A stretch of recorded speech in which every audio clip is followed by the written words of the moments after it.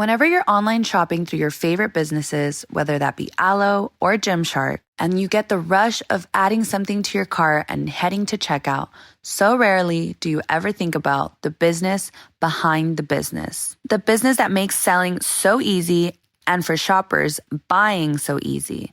For millions of businesses, that business is Shopify. It is home of the #1 checkout on the planet. With Shop Pay that boosts conversions up to 50%, meaning there is way less carts going abandoned and way more sales going up. So if you're into growing your business, your commerce platform better be ready to sell whenever your customers are scrolling or strolling on the web, in your store, in their feed, and everywhere in between. Businesses that sell more sell on Shopify.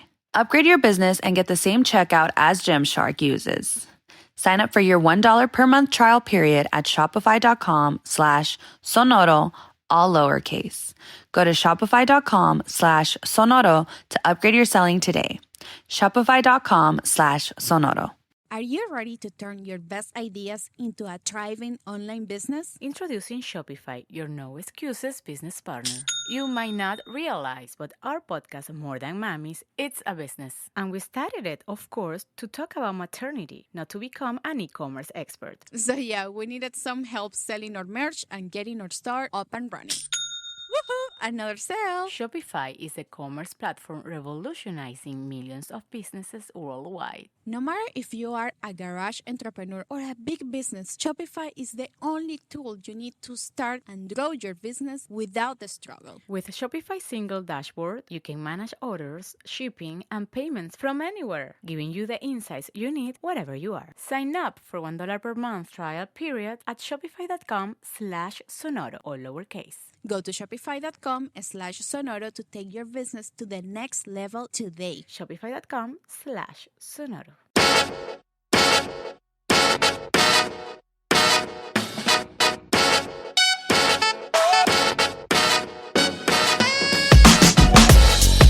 Welcome to another episode of the Brown and Black Podcast. My name is Jack Rico. And I'm Mike Sargent. And every week we take a look at race and pop culture through a brown and black lens.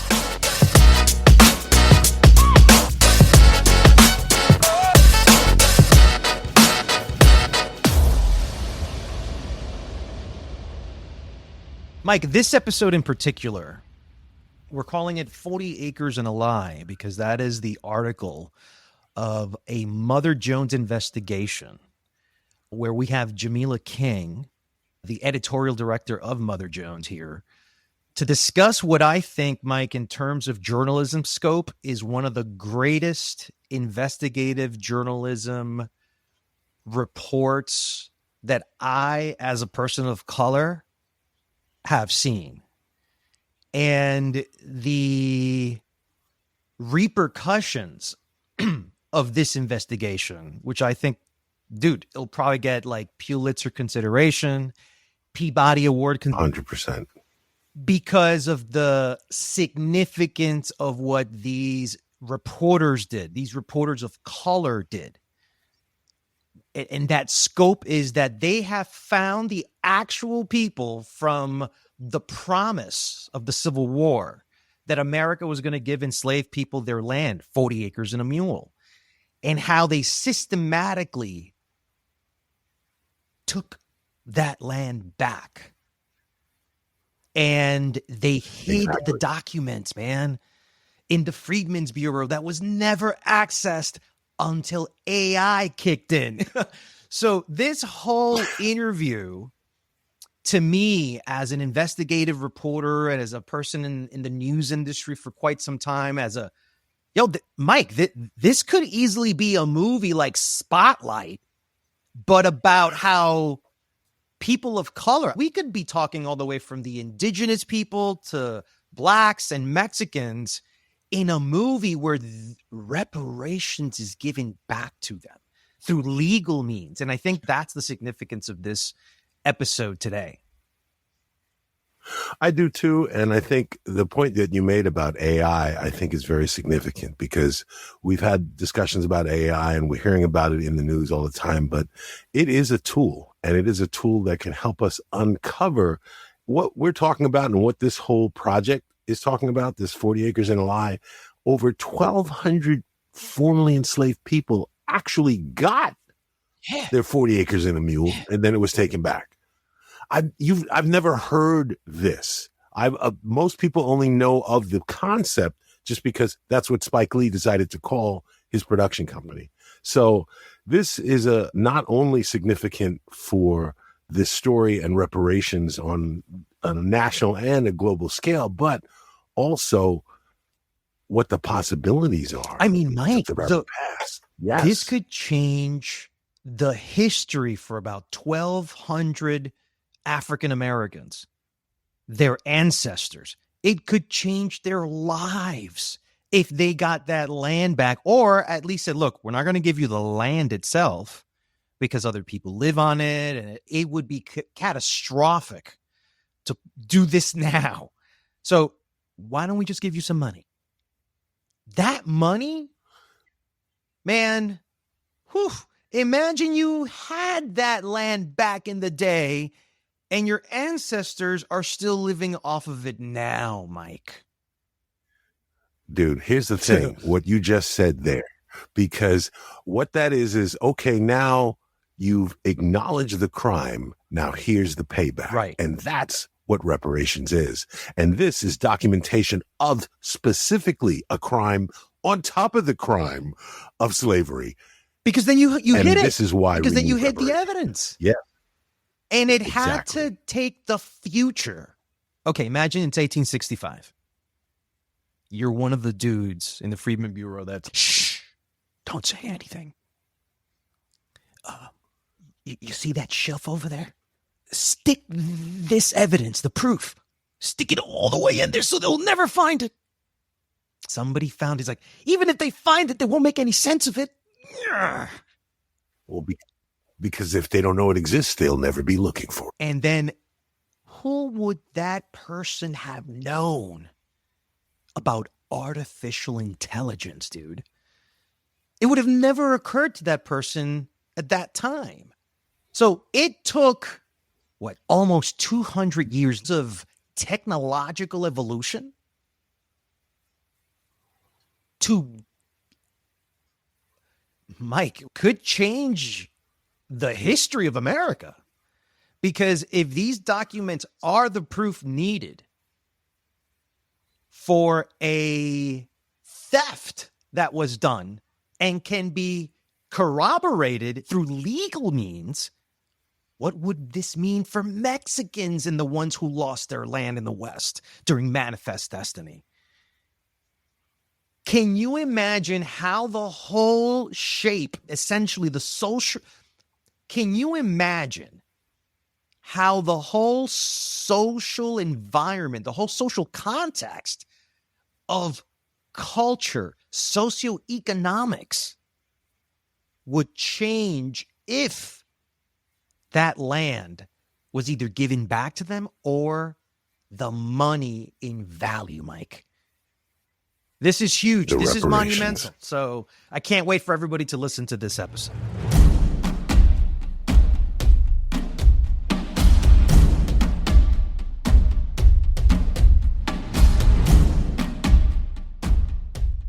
We're here with reporter and a great many other things, Jamila King. Jamilah, welcome to Brown and Black. Thanks for having me, guys. Jamilah, can you tell us a little bit about yourself, your career, and how you got to this project? It's been a great career that you've had. I want to know how that career informed your vision for this project from the start. Sure. So I've been in journalism about 20 years, and I've always been really captivated by storytelling, by history.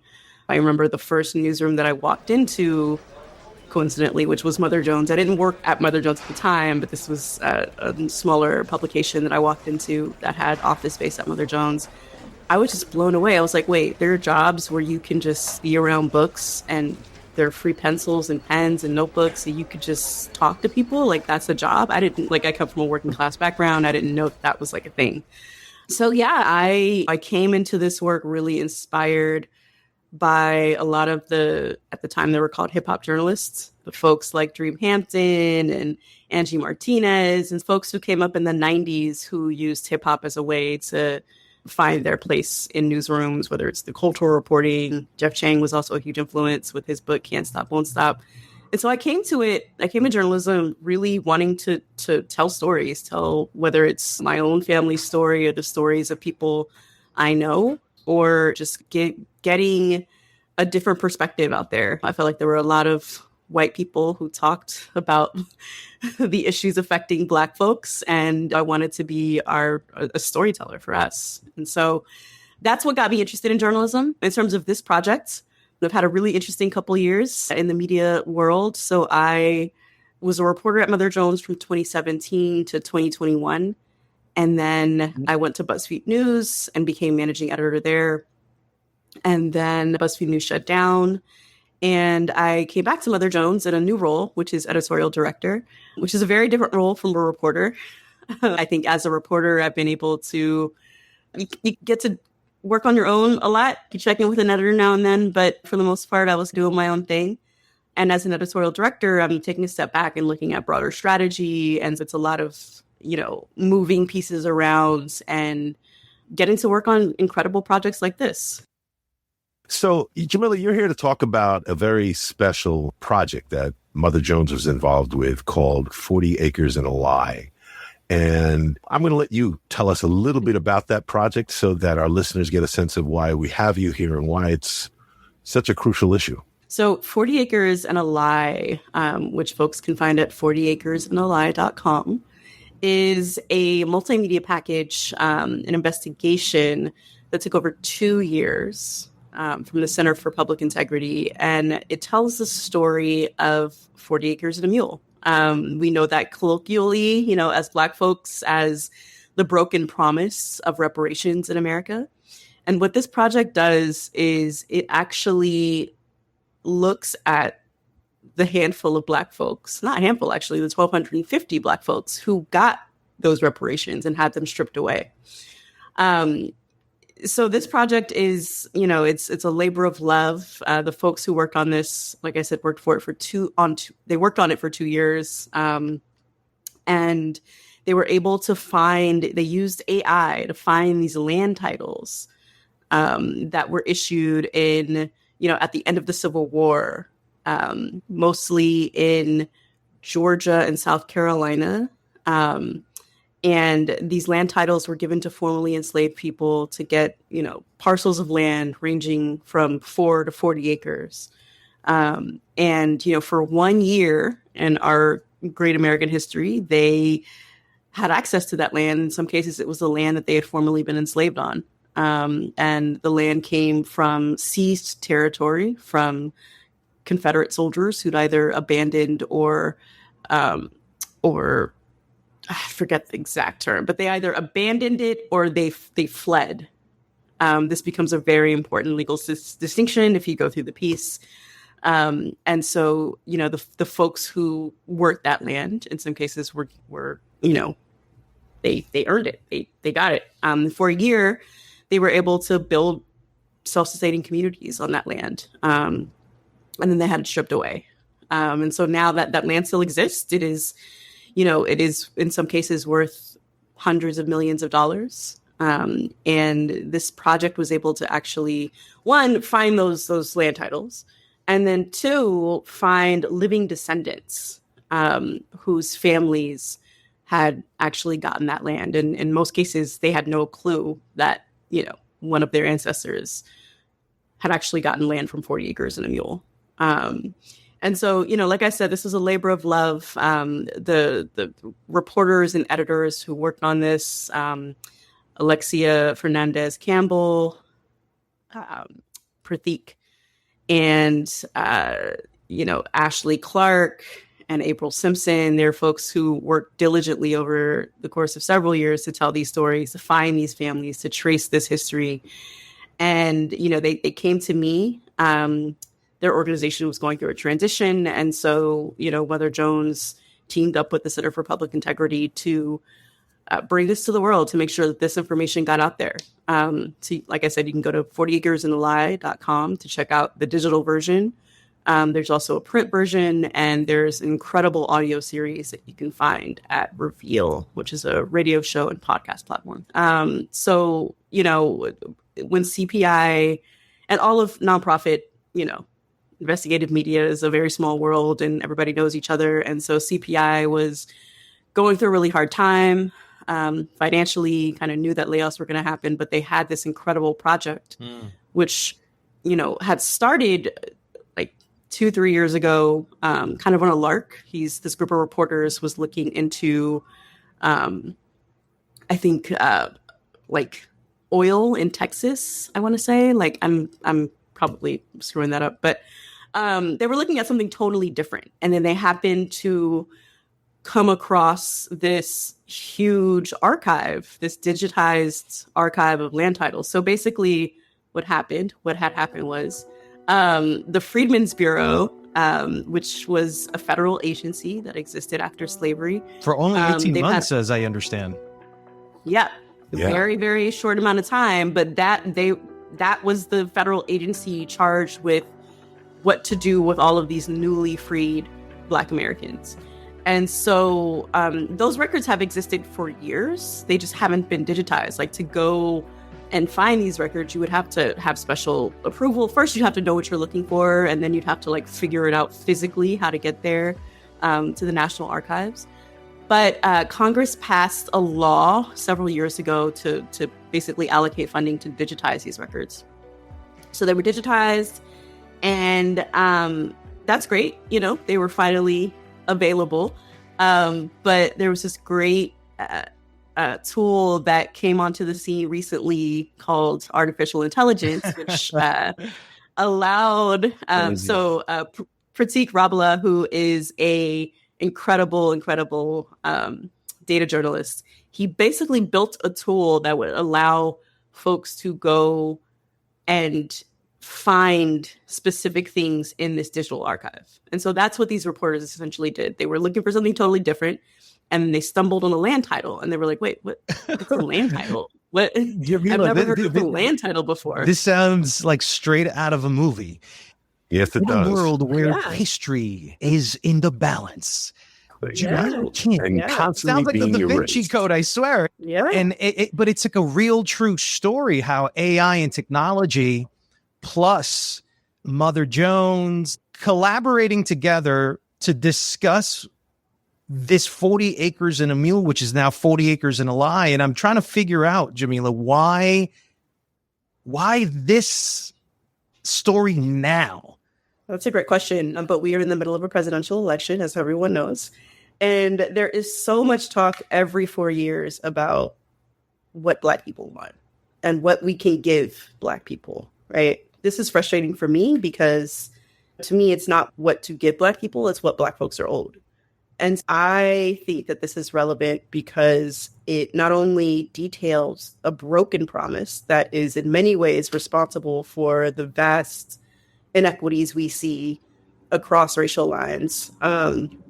It's also a reckoning on what happens when history is lost. And sometimes the way that history is lost is not through some pernicious, evil conspiracy. It's just ignored, right? Like, it's just forgotten. It's a casualty of neglect. And so it's really important to actually hone that history. It's also, I think, relevant now because it's an example of how AI can be useful. I think especially in media, there's a lot of, and rightfully, a lot of anxiety around what AI is going to do. And I'm still learning how to work with AI, but it is important to think of it as a tool. And in this case, a really important tool that allows us to uncover history that has been lost.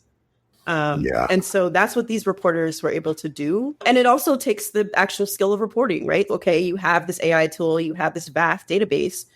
How do you know what to look for? How do you know what questions to ask? That's where shoe leather reporting comes in. And you know the broad contours of the conversation that's happening around an issue like slavery or reparations. And to be clear, none of the folks who worked on this project had a deep history or even fascination with reparations. They weren't reparations scholars. I think Alexia wrote a piece as part of the package where she basically is like, I think I may have heard the word reparations in a song from like Kanye or Jay-Z. And I didn't learn about it in school. Most of us didn't. Yeah. And if we did, I think I learned about reparations a little bit, but it was mostly through Spike Lee and 40 Acres and a Mule. It was like, okay, he's making good on the promise of what we were never given. And so the fact that we were given it, and not just the fact that Black folks were promised something and didn't get it, I think that's one narrative, but the fact that we did get it and it was stripped from us, I think changes the narrative and makes this a story about the fear of Black progress, the fear of building wealth, of self-sustainability in Black communities, and like just how that information was kept from us, but also how wealth has moved through generations. And in many cases, we know in our heads that like, oh yeah, like this white family from the South must have made their money from slavery. But this is what that means, right? It's not just like the production of cotton and things like that. It's land. It is wealth. It is central to how we as folks in America build our wealth. For the kind of work you do, you mentioned also asking the right questions. And as editorial director, and this aligns with the kind of work you've done, how has this affected you, or how has it maybe informed, as Jack was asking, maybe what you want to do in the future, or where you can go with this information now? Because being able to speak to descendants who would probably have had a very different life if they had that generational wealth. I'm just wondering how you feel, both as a person of color, but then as a journalist, because you're getting the big picture. These reporters are working on this story, that angle, and you're seeing something bigger. So I'm just curious how you see it and what's happened to you. Yeah, for me, it's personal. I think the reason why I got this project was because I have a personal interest in Black history and reparations specifically. So I've been for years thinking about tracing my own family's migration to California from Mississippi back in the 1940s and what that's meant, right? And how that's shaped up. But for me, I think this is a really incredible example of what you can do with a living archive. Like, I think you hit a point as a reporter where while talking to people is really interesting and getting people's perspectives is really interesting, it's also really interesting to go into archives and figure out what documents and histories can tell us. And so I think this project was also a way for me to confront and reckon with my own fears around technology, AI, around different platforms. So I came into journalism 20 years ago when blogs were the big threat.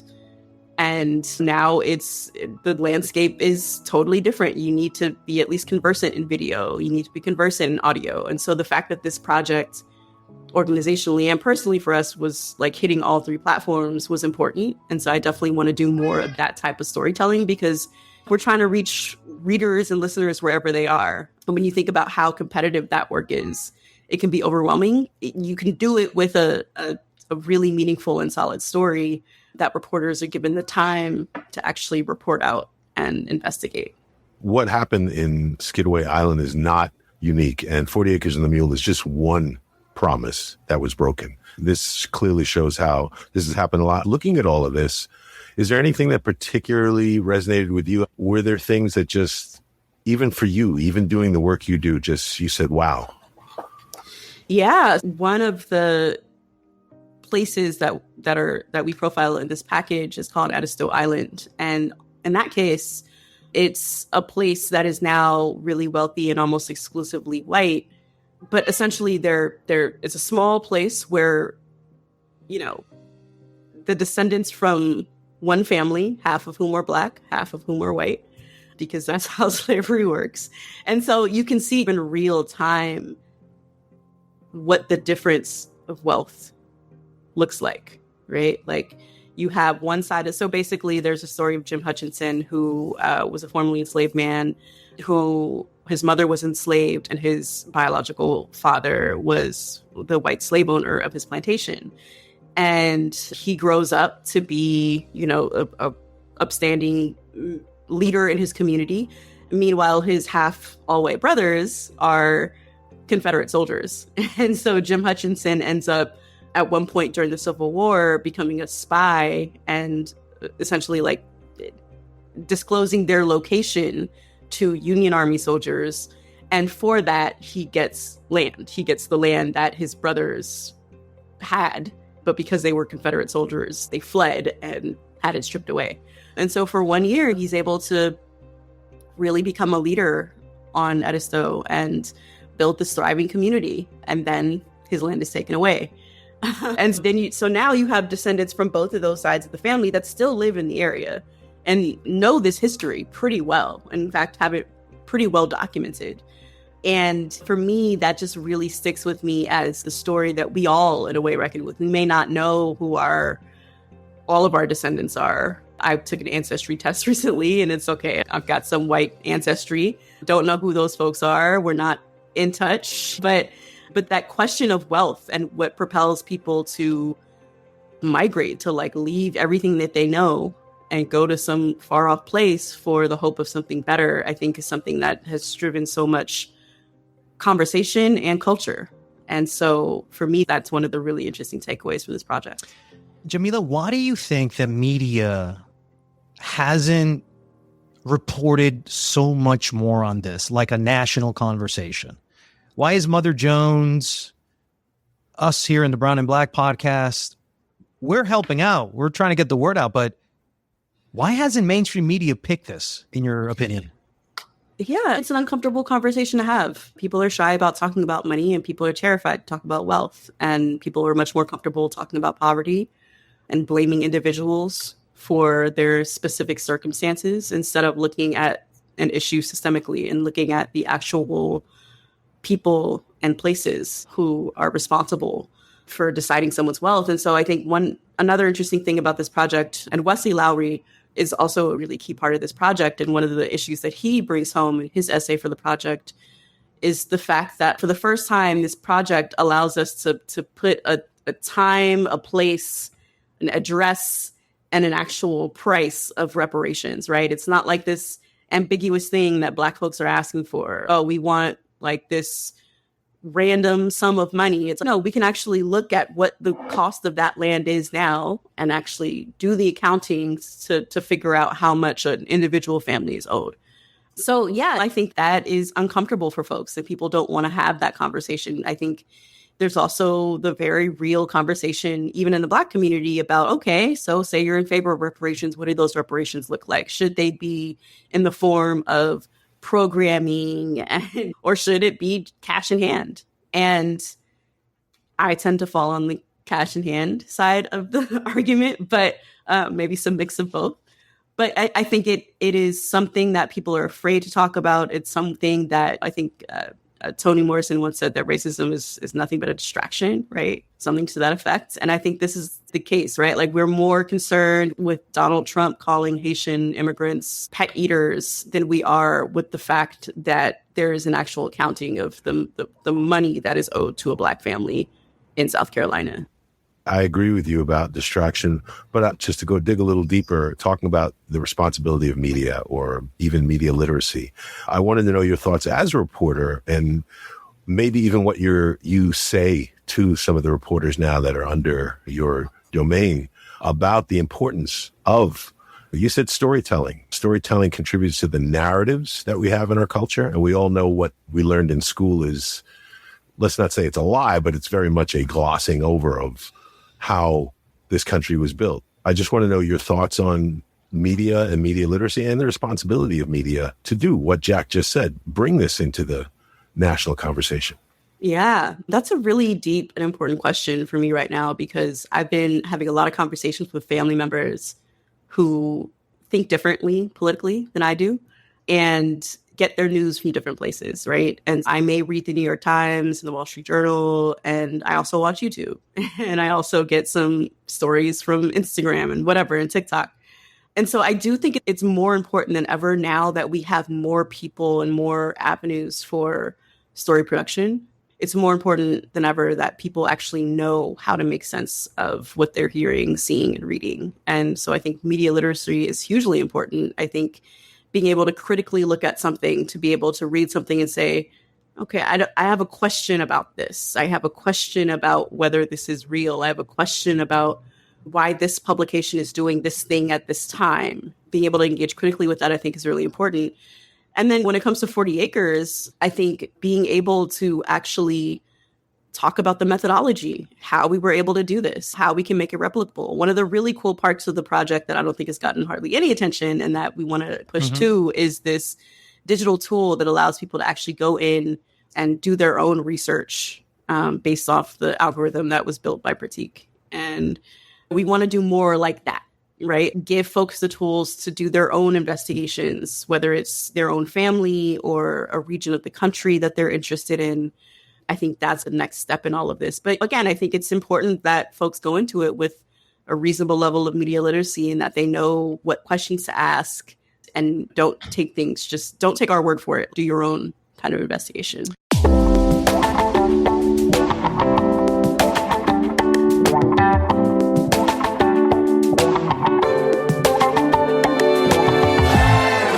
It's interesting because when we talk about reparations in America, it's really specific to the Black community. But 30 years before, with the Texas Revolution, the United States was doing the same thing to Mexicans in what is known, in my opinion, the largest U.S. land grab in history with the Mexican-American War.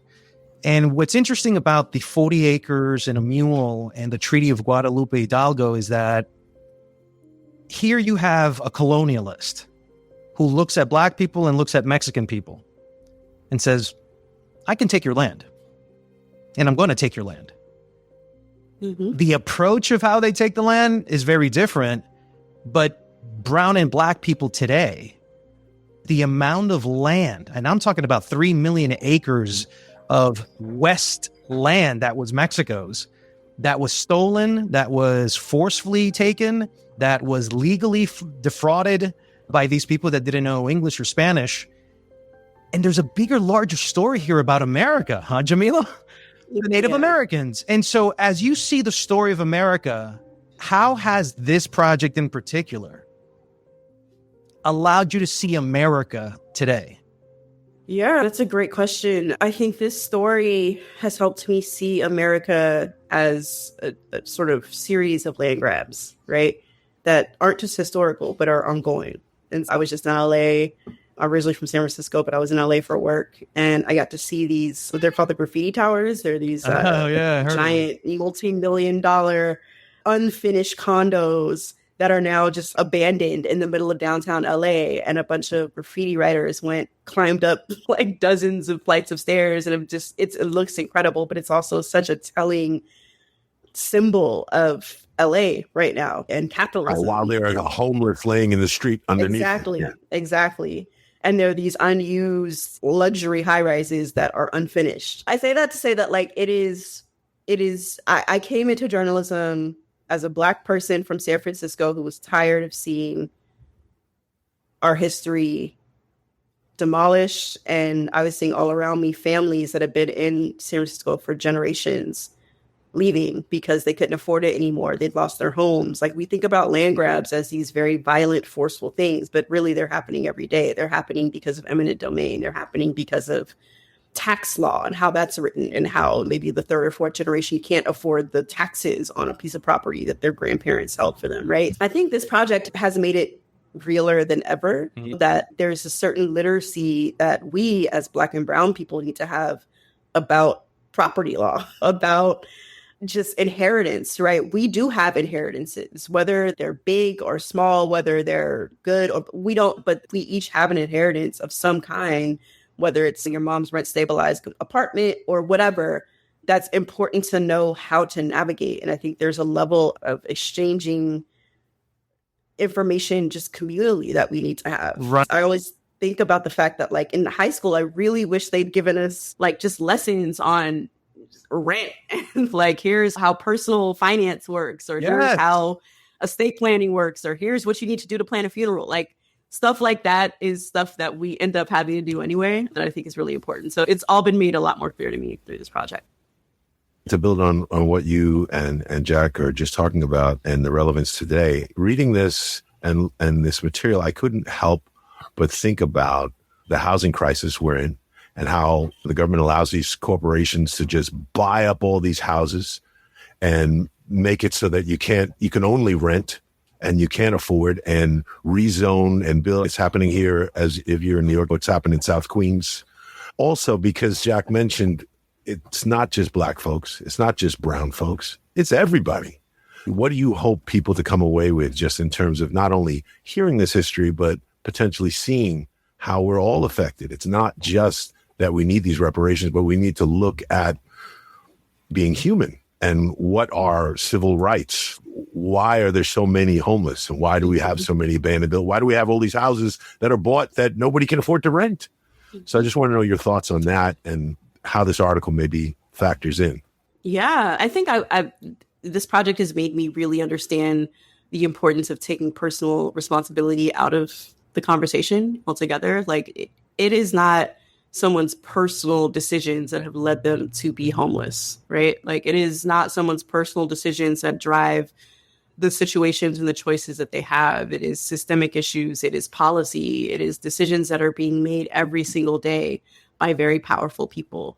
And what it looks like to hold those people to account right now is just shining the light and giving transparency to the process, to who is making those decisions, right? So I brought up LA a little while ago. Right now, the LA City Council has, I think, a record amount of corruption cases facing its members, because the housing boom has meant that like a bunch of really wealthy developers are coming in and trying to buy off essentially the city council, and folks are getting caught.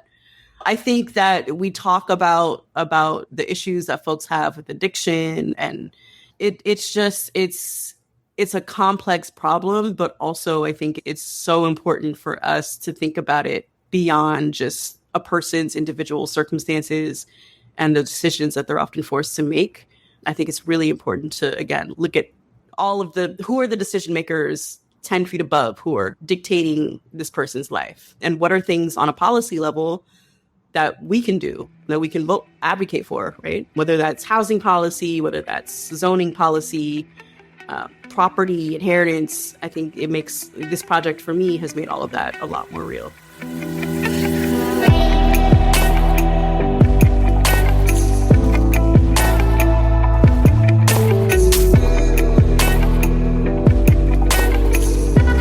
You know, we've been talking so much in this country about banning textbooks, or the fact that schools don't teach Latino history, the fact that 40 Acres and a Mule isn't covered so much post-Civil War and Reconstruction. How do you think this history should be taught in schools? What age do you think kids should start knowing about this as they grow older? Because this is extremely important information. And so how are you preparing this for the next generation to consume? That's a great question. I think as soon as kids start learning even a little bit about slavery in school, and assuming that they can learn it in school, as soon as they start learning about the Civil War, whatever unit in 3rd or 4th grade that is, this needs to be part of that conversation and curriculum across the country. Assuming that it won't be for various reasons, I do think there's a really important community element to this. I think there's a really important element of the conversations that we're having at home, the conversations that we're having in our churches, the conversations we're having in our community centers, our libraries, our museums. I think there's a level of engagement and literacy that's very community oriented and also very historically rooted already in our communities that needs to happen. And I hope that this article helps those conversations, right? It's great that we have forums like this one and this podcast to help move that conversation along. I would love to see more films, more songs. I want to see this kind of bubbling up to the level that we deserve. I watch a lot of sports YouTube, and often like the phrase generational wealth has worked its way into the sports landscape so deeply. It's my favorite quarterback didn't get the contract that he deserved. And so we're talking about generational wealth that's being taken off the table. And it's like, all right. But like, I wanted to get to that level. Like I want the generational wealth conversation to be like moving more broadly. And we're talking about, like when your family has their property taken, that's generational wealth that's being taken out of your pocket. And this project, I hope, gives people some of the right questions to start asking. I have a two-part question. I want to know your thoughts on the power of storytelling. If you're learning about these things early on, it's going to influence what you may do with your life, how you may see the world. Reparations is not just an issue for this country. There are other countries that are struggling with it as well. Do you have any hope that either this article can do something here or that there are other countries that will do it? What are your thoughts just globally with the concept of reparations, and what kind of stories do you think it's going to take for this to be part of not just the national conversation, but the international conversation? Yeah, I'm very hopeful. I'm optimistic by nature. And I think that every story that we tell is absorbed by someone who will use it in a way to tell their own story. And so my hope is that the person who reads this and has an idea that's sparked by it, whether it's a film or a song or a piece of curriculum, is able to use this in a way that's effective to tell their story. And I think the digital tool goes a long way toward that. I also think that if you want to listen to the radio show, it goes toward that. But I think that in terms of the global reach of this story, you're right. There are every wealthy country owes that wealth to something and someone, right? And so I would hope that we at least become a little bit more comfortable just talking about land, talking about wealth, talking about, we can call it reparations, we can call it whatever we want, but talk about what inheritance means and what that means for Black and brown folks across the world. After being a part of this project, do you feel that we will see reparations in our lifetime? I think we will. I think we'll see it there. It'll be piecemeal reparations, right? It may not be, I get a $1.2 million check, although that would be great. And I welcome any attempt to do that. But I think even if it is, I think reparations can mean in some ways. I live in central Brooklyn, getting school funding to open up a new school or to revitalize a school, whatever that means. I do think we'll see piecemeal reparations in our lifetime. And I think even just the conversation about reparations has shifted so dramatically, even in the last 5 years, that it makes me hopeful that we will see some change in our lifetime. It may not be the level of change we want to see. And I think that's good because it means that we have something to strive toward. It means we have something to work toward. But my hope is that this project helps inspire the people who want to continue to do that work. I do have a slightly pessimistic question to ask you, a last question. Considering looking at this history and look at what we've seen even in the post-Obama era, it seems that as progress is made, there's a pushback for it. Do you believe that's just going to continue? If we do get this piecemeal reparations, there'll be a pushback against it.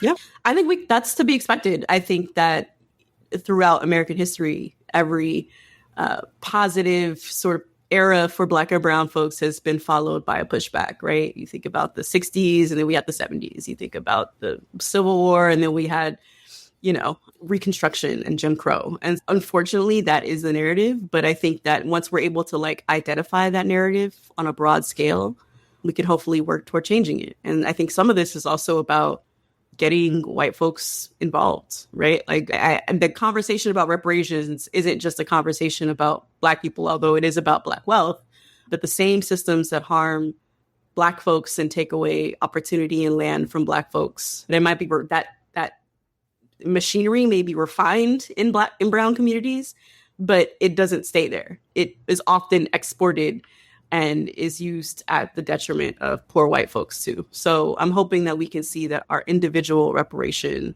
our individual freedom is really kind of hinges on our collective freedom also. Jamilah King, thank you very much. I enjoy the work you do. Yeah, no, it's been a pleasure. This has been really great. Thank you all for having me on.